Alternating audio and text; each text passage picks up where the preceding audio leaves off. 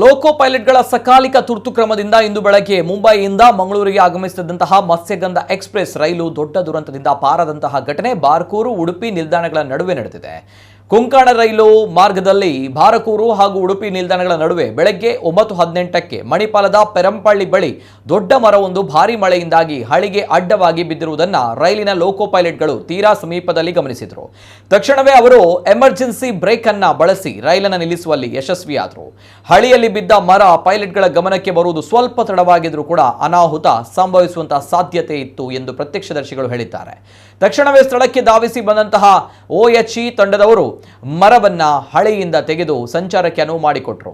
ಸಕಾಲಿಕ ಕ್ರಮದಿಂದ ದೊಡ್ಡ ಅನಾಹುತ ತಪ್ಪಿಸಿದಂತಹ ಜಾಗೃತ ಮಂಡ್ಯ ಮತ್ತು ಭಟ್ಕಳದ ಲೋಕೋ ಪೈಲಟ್ ಹಾಗೂ ಸಹಾಯಕ ಪೈಲಟ್ಗೆ ಕೊಂಕಣ ರೈಲ್ವೆಯ CMD ಸಂತೋಷ್ ಕುಮಾರ್ ಝಾ ಅವರು ತಲಾ 15,000 ರೂಪಾಯಿ ಬಹುಮಾನವನ್ನು ಘೋಷಿಸಿದ್ದು ಸುರತ್ಕಲ್ ನಿಲ್ದಾಣದಲ್ಲಿ ಬಹುಮಾನದ ಚೆಕ್ ಅನ್ನು ಹಸ್ತಾಂತರಿಸಲಾಯಿತು.